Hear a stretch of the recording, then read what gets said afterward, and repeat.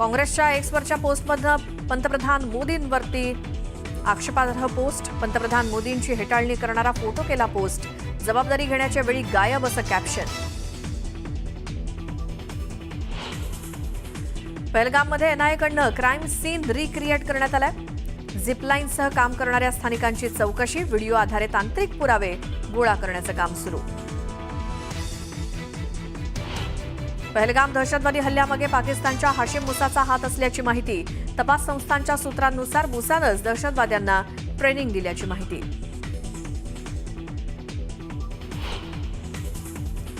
पाकिस्तानचे लष्कर प्रमुख मुनीर यांनी पहलगाम हल्ला घडवून आणला. अमेरिकेतील एका मोठ्या वृत्तपत्राचा खळबळजनक दावा.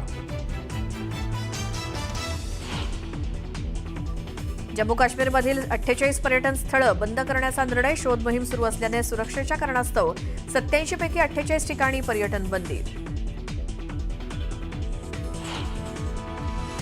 येत्या 1 मे पासून भारत पाकिस्तानसोबतचा व्यापार थांबवणार. पहलगाममधील हल्ल्याच्या पार्श्वभूमीवर पाकसोबतचे व्यापार तत्काळ थांबवण्याचा निर्णय. पहलगाम हल्ल्याच्या पार्श्वभूमीवर मल्लिकार्जुन खरगे आणि राहुल गांधींचं पंतप्रधान मोदींना पत्र. संसदेचं विशेष अधिवेशन बोलावण्याची मागणी.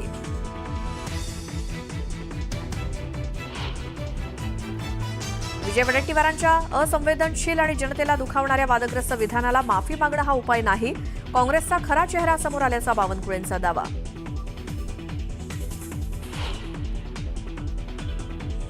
करेगट्टा पहाडावर माओवाद्यांविरोधात मोठं अभियान सुरू. मोठ्या संख्येनं महिला कमांडोंचा सहभाग. तत्काळ युद्धबंदी आणि चर्चेची माओवाद्यांची पुन्हा मागणी.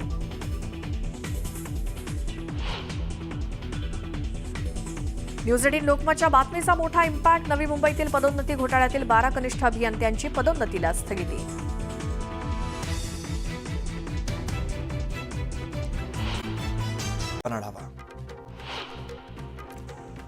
राष्ट्रीय तपास संस्थेच्या सूत्रांनी दिलेल्या माहितीनुसार काल एनआयए पहलगाम हल्ल्याच्या ठिकाणी जाऊन क्राईम सीन रिक्रिएट करण्यात आलेला आहे. गुन्ह्याच्या ठिकाणी पोहोचून अशा प्रकारे तपास करण्याची एनआयएची प्रक्रिया पुढील काही दिवस सुरू राहणार आहे.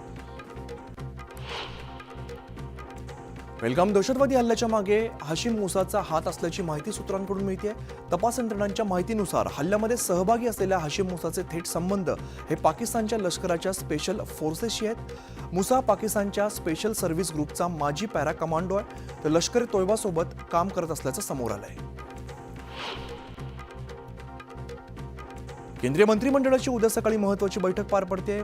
पंतप्रधान मोदींच्या अध्यक्षतेखाली ही बैठक होणार आहे. पहलगाम हल्ल्यात बळी पडलेल्या व्यक्तींप्रती शोक व्यक्त करण्यासाठी ठराव मंजूर करण्यासाठी बैठक बोलवण्यात आल्याची माहिती आहे. पहलगाममधील दहशतवादी हल्ल्यानंतर भारताने पाकिस्तान विरुद्ध कठोर भूमिका घेतली आहे. या अंतर्गत भारताने वाघा अटारी सीमेवरून व्यापार थांबवण्याचा निर्णय घेतलाय. अशातच भारताने पाकिस्तानला निर्यात केलेल्या औषधांची आणि औषध उत्पादनांची यादी मागवण्यात आली आहे. जम्मू काश्मीर सरकारने तात्पुरत्या स्वरूपात 48 पर्यटनाची ठिकाणं ही बंद करण्याचा निर्णय घेतलाय. शोध मोहीम सुरू असलेल्या ठिकाणी पर्यटन बंद राहणार आहे. एकूण 87 पैकी 48 ठिकाणी सुरक्षेच्या कारणास्तव पर्यटकांना जाता येणार नाहीये.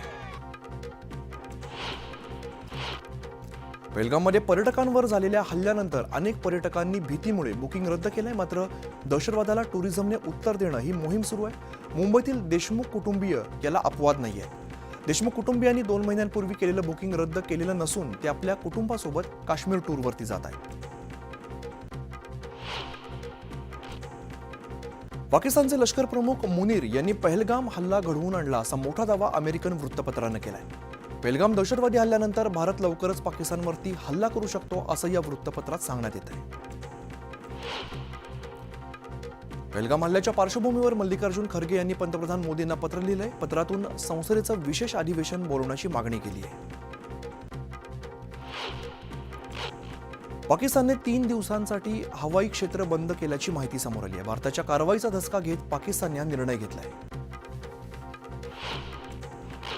पहलगाम हल्ल्यानंतर जम्मू काश्मीरमध्ये ट्रेकिंगवर बंदी घालण्यात आली आहे. प्रशासनाकडून पर्यटकांसाठी सूचना जारी करण्यात आल्या आहेत. फक्त मुख्य पर्यटन स्थळांवरच नैसर्गिक सौंदर्याचा आनंद घेण्याचं आवाहन केलं आहे. उशिरा मिळालं त्यासाठी तू आज उशिरा कुठे मिळालं? म्हणजे संघर्ष थोडासा करावा लागला. आता पालकमंत्री पदासाठी सुद्धा संघर्ष करावा लागतो. पहिल्याला मिळालं होतं तो भाग वेगळा आहे, परंतु नंतरच्या ह्याच्यामध्ये संघर्ष करायला लागला नाही. साहेबांनी डायरेक्ट जे काय आम्हाला 10-12 लोकांना दिलं त्यामध्ये भरत शेठचा नंबर लागला. पालकमंत्री पदासाठी तुम्हाला संघर्ष करावा थोडाफार आहे, पण होईल चांगलं. संघर्षाने चांगलं होतं असं आम्हाला. शेठ पण जर तटकरेंना पालकमंत्री पद दिलं तर तुमची भूमिका नेमकी काय असेल? कारण ज्या पद्धतीने वारंवार ध्वजारोहण त्यांना करण्यात द्यायचं आलं- नाही म्हणून थांबवलंय ना, ओके. त्याच्यानं समजा. नाही कोण डिवचत नाही, काय नाही. आम्हाला आणि मुख्यमंत्री उपमुख्यमंत्र्यांनी जे काय सांगितलंय त्या अनुषंगाने आम्ही चाललोय. महायुतीमध्ये आहे, महायुती टिकून आम्हाला पुढे जायचं. जिल्हा नियोजनाच्या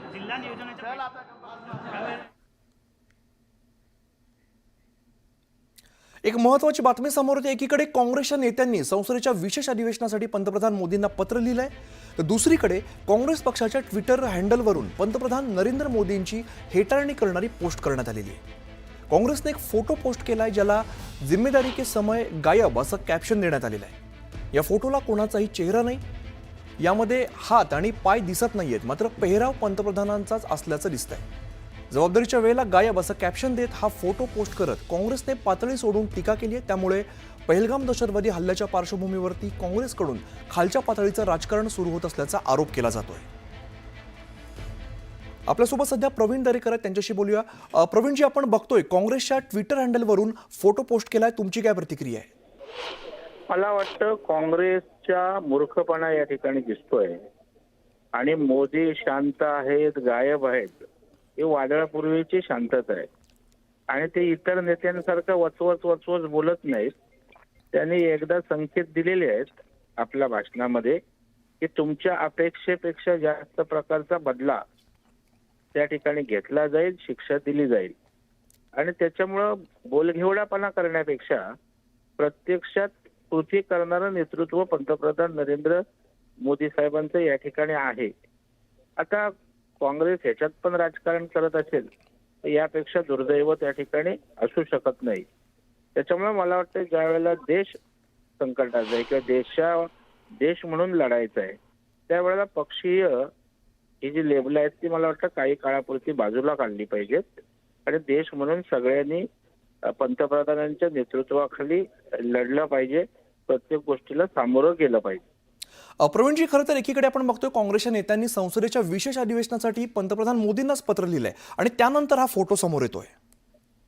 नाही, मला वाटतं या संदर्भात योग्य तो निर्णय माननीय मोदी साहेब घेतील. ते कधी काय करावं याविषयी अत्यंत समज असणारं असं नेतृत्व मोदी साहेबांचं त्या ठिकाणी आहे.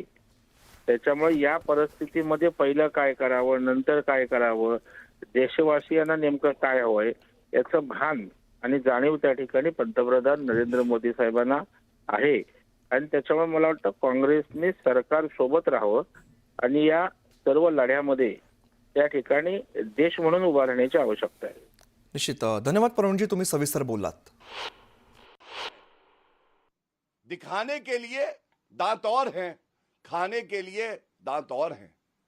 कहते हैं हम समर्थन कर रहे हैं सरकार का और इस तरह के ट्वीट पोस्ट किए जा रहे हैं. पाकिस्तान में वाहवाही लूटी जा रही है. आप देखिए, ये पाकिस्तान के पूर्व मंत्री कांग्रेस का ट्वीट टैग करके क्या लिखते हैं.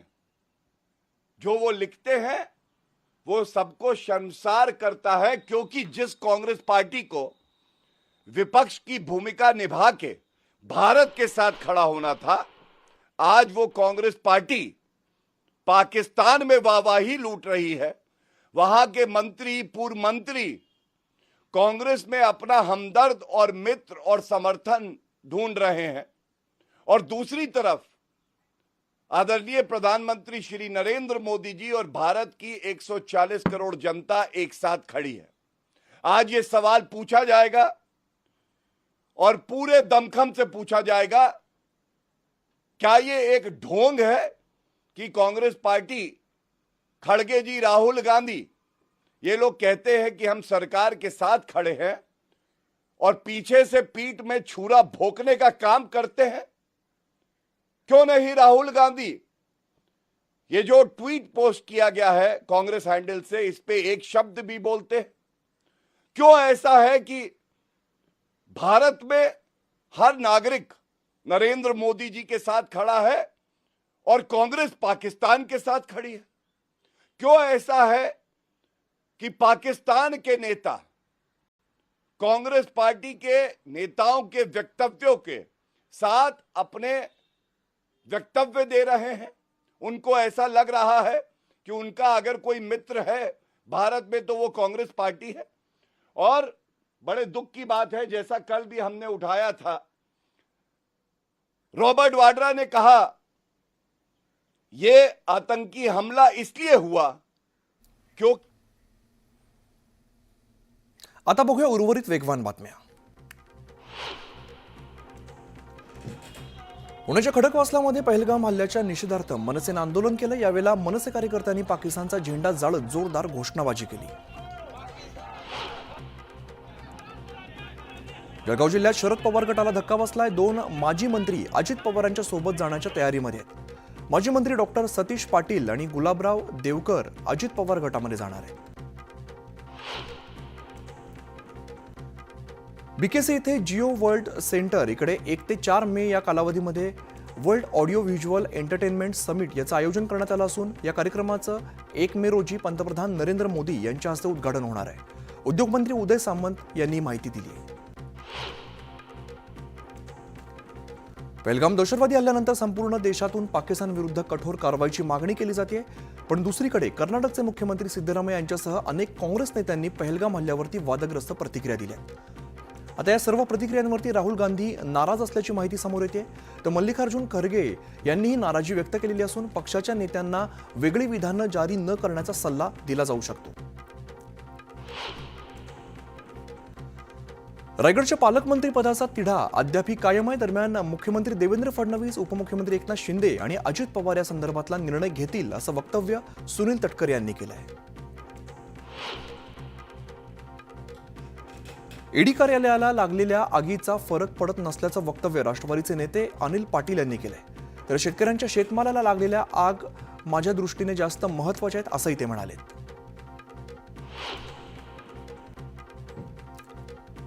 पुण्यात अक्षय तृतीय निमित्ताने आंब्यांच्या दरामध्ये घट झाली। आंब्यांची आवक वाढल्यामुळे दरामध्ये घट झाली। यावेळेला हापूस आंब्याला 500 ते 800 रुपयाचा दर मिळतोय।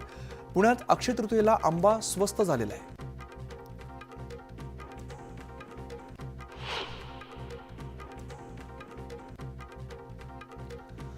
दोडामार्गमधील साटेली भेडशी इकडे अवैध मदरसा उभारून तिकडे एक मुस्लिम धर्मगुरू प्रशिक्षण देत होता। हा प्रकार समोर आल्यानंतर स्थानिक ग्रामस्थ आणि हिंदुत्ववादी युवक आक्रमक झाले।